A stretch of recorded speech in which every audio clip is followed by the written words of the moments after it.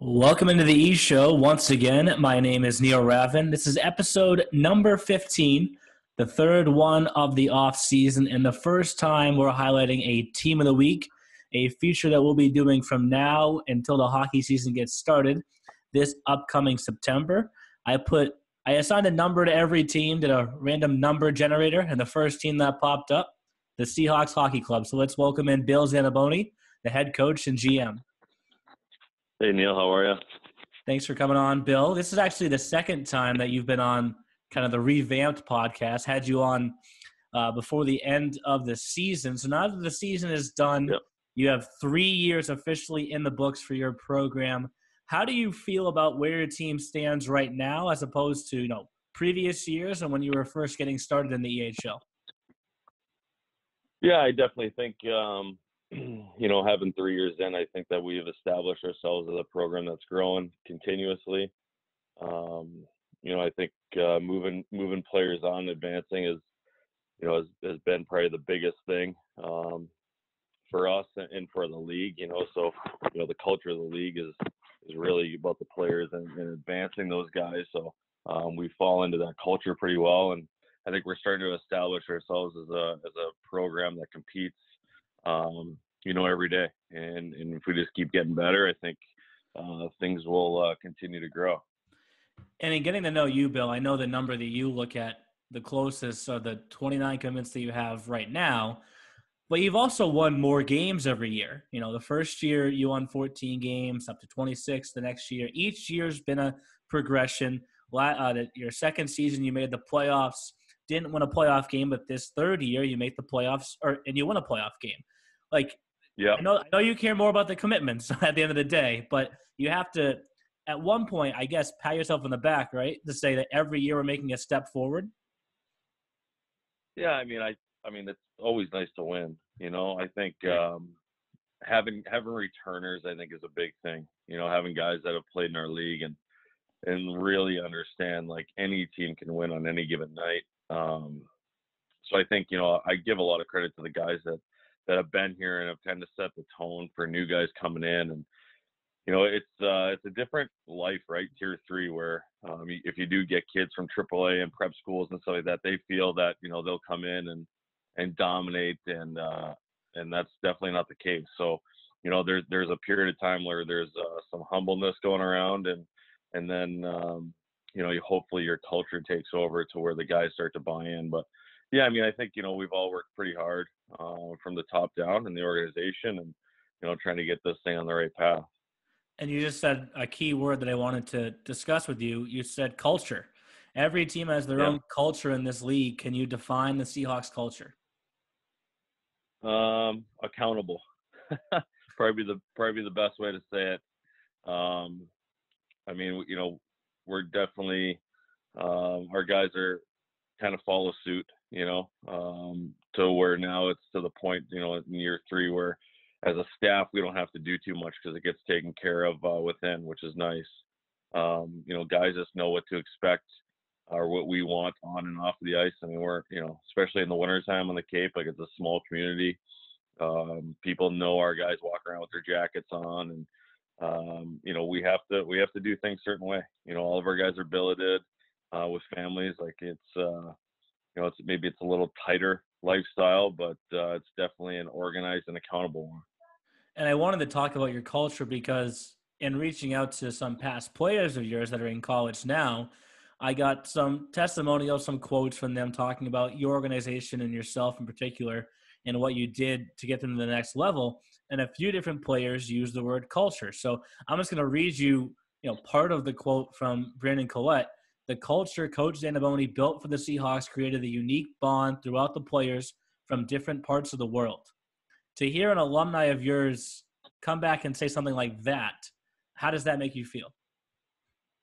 Yeah, I mean, that's what junior hockey is about, in my opinion, from my experience as a player. I mean, obviously it makes you feel good to know that they gained, more so life lessons, right, than anything else. I think at the end of the day, and, it's funny, right, we're in a weird recruiting world right now, but it's the first thing I tell people all the time. Like, hey, it doesn't matter if you play in the NHL or you play club hockey. At the end of the day, we're all going to play beer league. So it's who you are and what lessons that, that you're trying to gain at this time in your life that you can move forward on and help make you a better person. So it's good. To hear that kind of stuff is good. Someone absorbs something.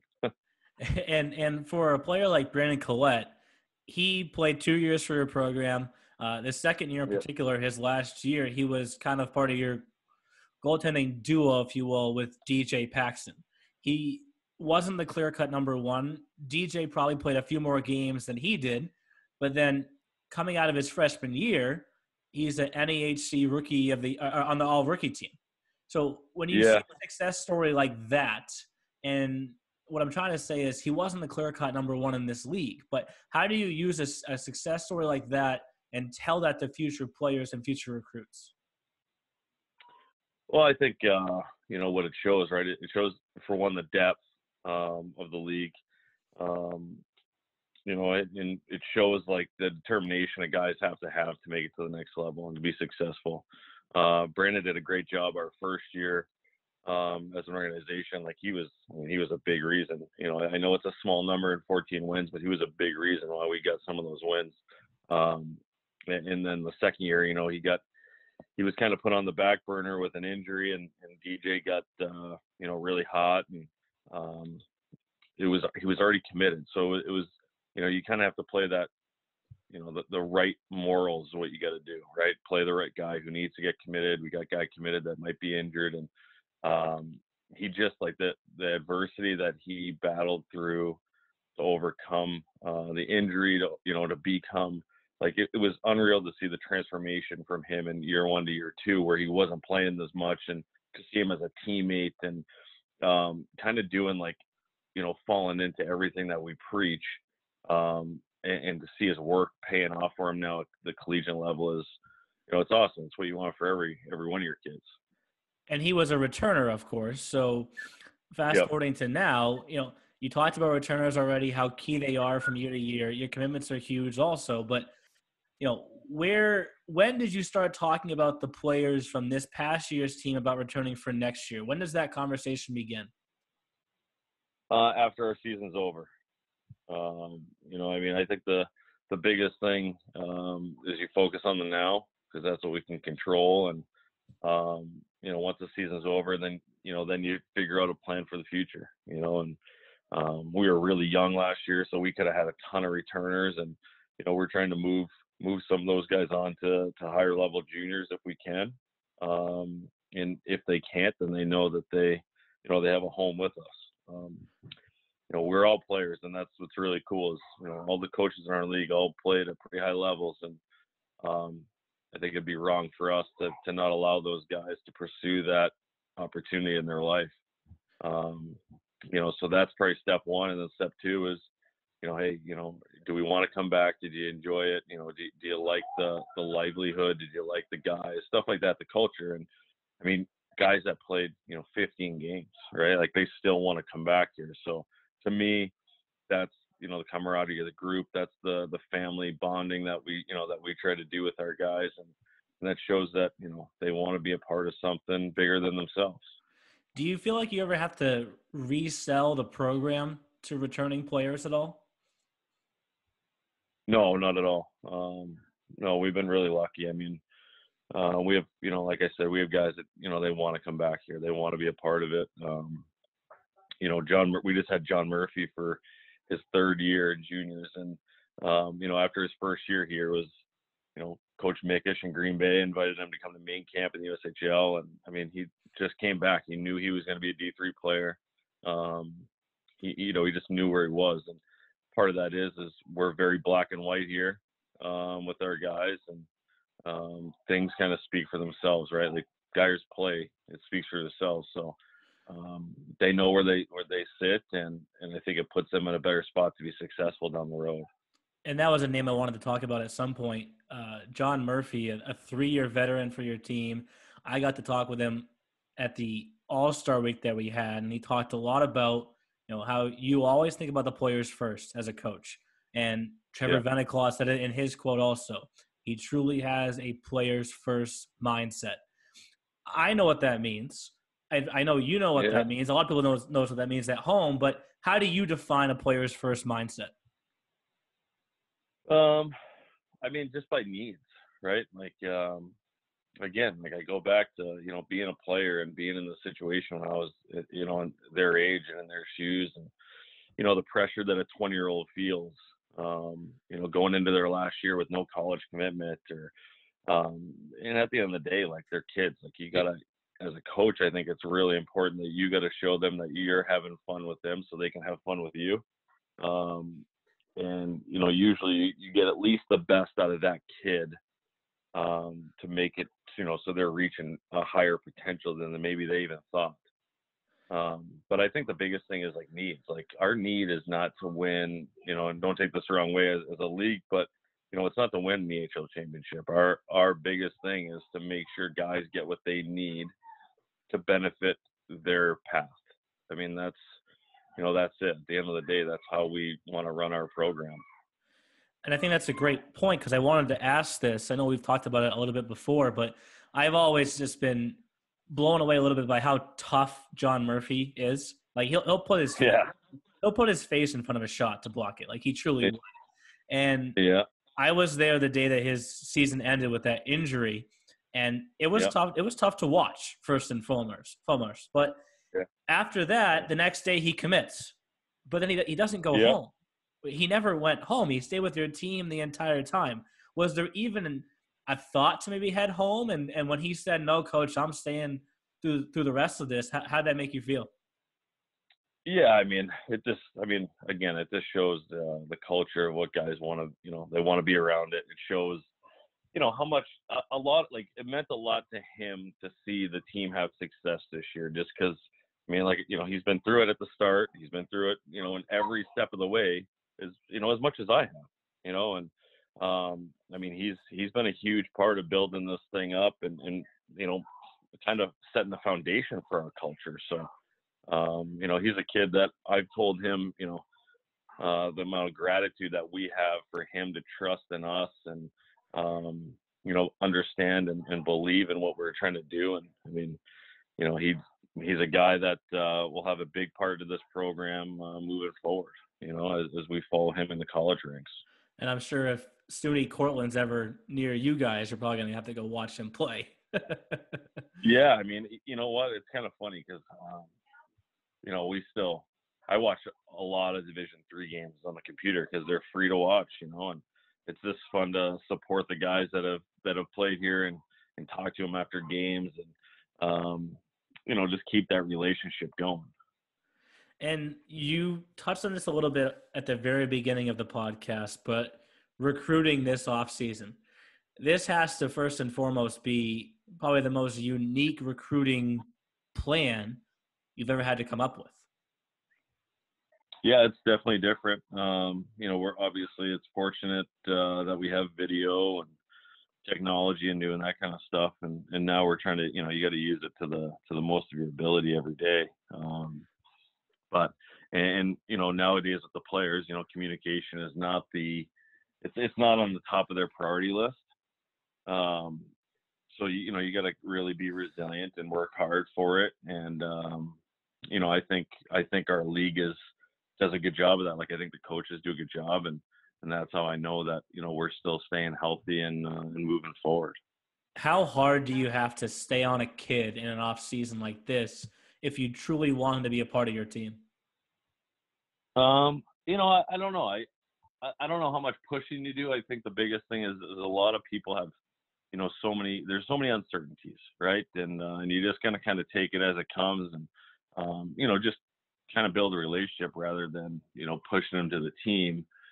Just kind of check in and do that kind of stuff. And eventually they're going to make their own decision anyway. And you want guys that want to be in your program. Whether they're a guy that scored 100 goals or a guy that scored 15, you're going to get the most out of the guys that want to be with you. So that's kind of the approach that we've been taking here. If there's ever a player that kind of has like a wishy-washy type conversation with you and you don't feel that full commitment from his end, do you kind of just hang up the phone and cross him off the list? Yeah, I mean, we've gotten to that point, I think, in the last week. We just say, okay, at this time, we don't feel like we'd be the right program for you. And it's nothing negative. You know, there's a lot of research that can be done. There's communications that can be done. You know, what we do too is we offer, you know, guys that we're recruiting to talk to players that have been through our program, you know, and I think hearing it from a guy that's gone through it on the day-to-day basis is a huge avenue to learn, rather than hear from coaches. I mean, there's a million junior teams out there, and they probably hear a lot of the same stuff all the time. So some of your stuff is going in one ear and out the other, you know. So I think a big portion of that is, you know, talk to a player that's been through it, you know, get their side of the story, the ups, the downs, and in between. And you know, if you don't get that kind of effort on a player's end, then, you know, I don't know how much the want is there to be here. Well, that's an interesting way to have the players kind of learn a different perspective also. Do you also ever have a player reach out to your assistant coach? LJ Fellows played in this league. I know the league's changed a little bit since he played in the league, but he won an EHL championship in this league. Yeah. I mean, he's been a great asset through this, you know, through this pandemic that we're in. And, you know, he went to college hockey. He's becoming a Barnstable police officer. So, I mean, he's literally came in as a player, went through his college, and now coming back to the community where he's from and becoming a police officer. I mean, he's kind of taken, you know, the path that, you know, that we try to get our players on, you know, find a really good D3 home, get an education, you know, and enjoy the game because you love to play it, and find a way to get something out of it. So yeah, he's been awesome, and guys definitely have been reaching out to him continuously throughout the spring here. And finding that D3 path is obviously the biggest key. Your NCAA commitments are the biggest key. As I mentioned, you have 29 commits overall total as of right now. But when you really focus in on the AHL players, I'm sure you know that that percentage is pretty high. But, you know, when you actually circle how many you move on from year to year one, 11 of 12. Year two, 9 of 12. This year, 7 commits so far, but it's going to be 9 of 9. That equals out to almost 90% of your AHL players. What do you credit that to, and do you have to pat yourself out on the back a little bit? No, I don't think I mean, that's just us doing our job, you know, for the kids. I mean, that, you know, you pay to play hockey in our league, and our job as coaches is to make sure that, you know, we're doing our job. But I give a lot of credit to the players because, you know, they have to go through the process and, you know, and take the time out to, you know, these are big decisions to kids. It's, you know, they can come to a junior team and not like it, and maybe go somewhere else, or after a year, you know, change teams or leagues or whatever. But, you know, you make that college commitment, you're hopefully making a decision for the next 4 years of your life. So, you know, it's our job to kind of listen to them, see what they want, you know, and help narrow things down and give them maybe some different options. And then, you know, it's sitting down with moms and dads and finding out financially, you know, how low can we get prices to, and where can we move on things. And as I was saying there, 7 of 9, going to be 9 of 9. So obviously the commitments kind of pace themselves throughout the year. Some kids want to commit faster. Some other kids want to, you know, sit and weigh their options. How do you have all those separate conversations knowing that literally every story is different? Oh yeah. And, you know, kids are so different, right? Like, CJ Klein, who committed to Milwaukee School of Engineering, I mean, had offers out of the gate and was so indecisive on things, you know. And you get a guy like Pat O'Neill, who knew, you know, he was excited about Norwich coming into the year because they talked to him last year, and he knew as soon as he got his offer, that's where he was going to school. So, you know, again, it's that relationship you build with players. So, like, I can sit down, you know, with CJ for the first 3 months of the year and just laugh about it, and know, you know, confident in ourselves as a staff, and him as a player, that, you know, we know we're going to get something done. We just, you know, we need to sit down and look at pros and cons. And I mean, it's just, you got to take the time and invest in the kids, you know, and talk. And it is, you know, you do have to talk to mom and dad, and you got to make sure that, you know, hopefully your kids that are going to school are there for the right reason, which is to get a degree, and play at the highest level they can play at. And I noticed with your commits, it feels like the kids are going where they want to go. Not that teams in our league push kids in a certain direction, but over the years, I've seen a few pipelines develop, right? Like the Little Flyers for years sent a number of kids to Utica, and there's a couple other examples like that.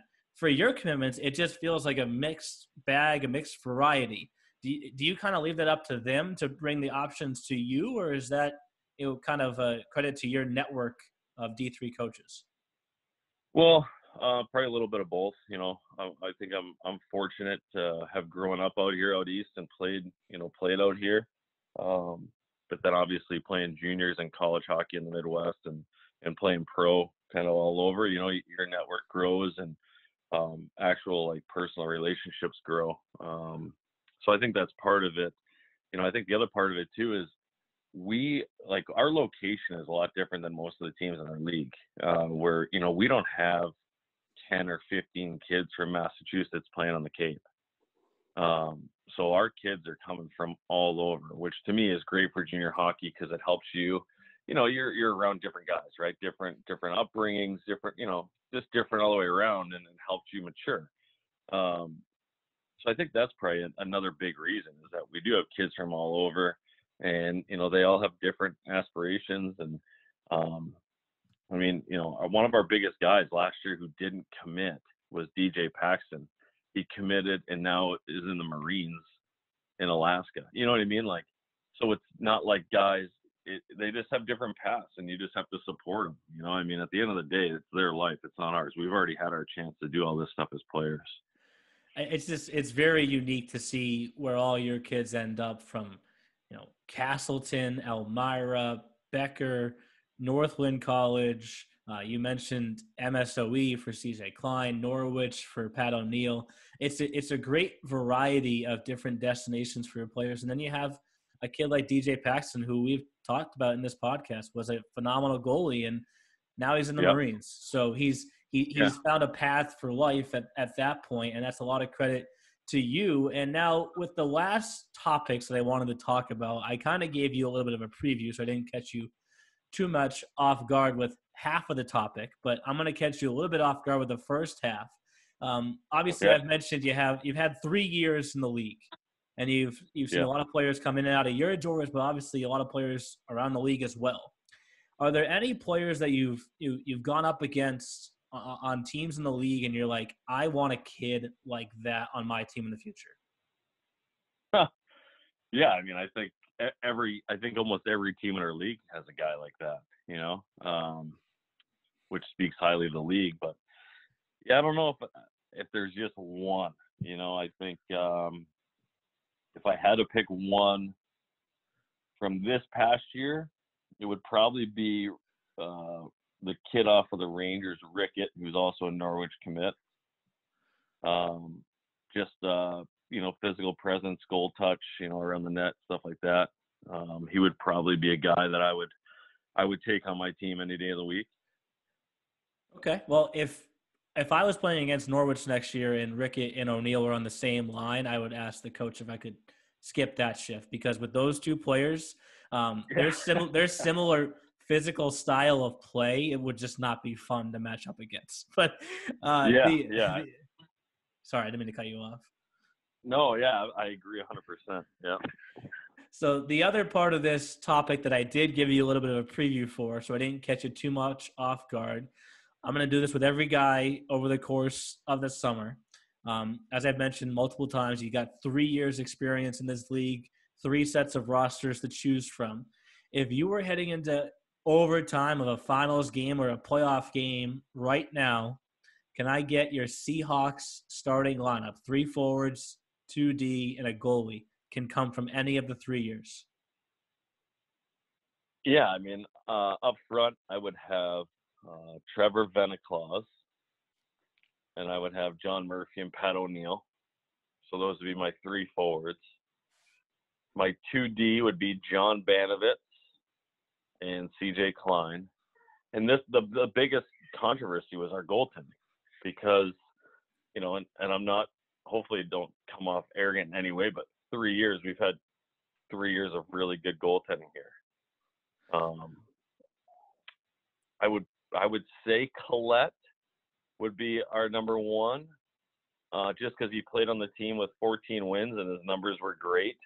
And a lot of those games that we won was because of him and Paxton. So I would say Collett. Well, that And I lineup, think he proved it this year in college, yes. you know? And that lineup's legit.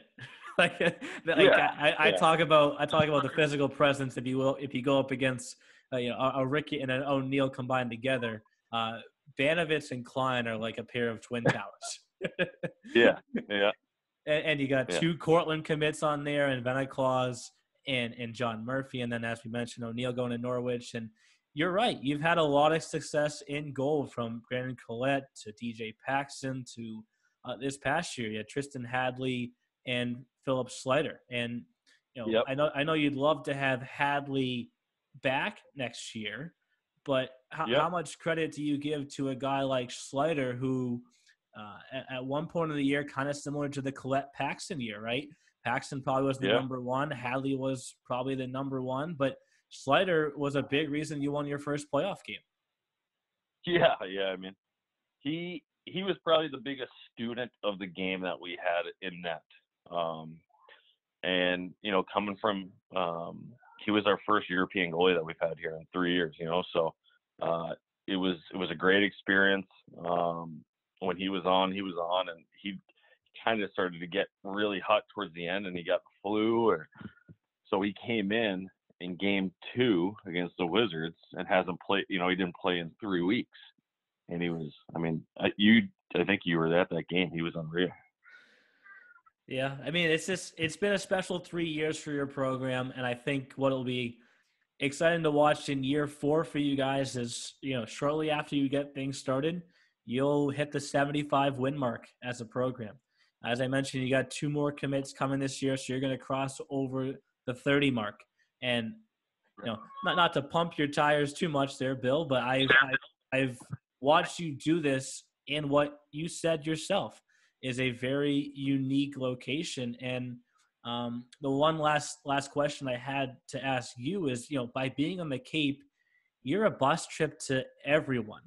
Is there extra value in that? Like, what benefits do you get out of that?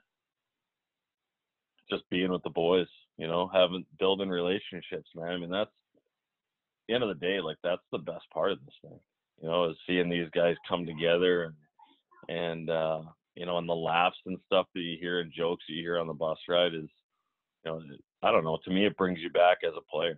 Now granted, my back could probably do without being on a bus all the time, but it's just, it's comical, and again, it brings you back to being a kid, being on those trips and just enjoying being a hockey player. And for some of these guys, like, this is the only time in their life where they can be as close to a pro hockey player as they'll ever get, and to see those guys build those relationships and now keep them, like, now that we're 3 years out. So, we have guys all over. But, now seeing, Banovitz and Collett down in Nashville with Veniclaus, because that's where he's, visit in the summer. And that's the stuff that's really cool, to see the guys keep in touch and really still be a part of each other's lives. That's awesome. Well, hey, I appreciate you being the first team of the week in what is a unique off season. So I hope that you can continue to stay safe here. I hope the recruiting goes well. And we'll talk to you soon. Thanks, Bill. Yeah, thanks, Dale, for having me.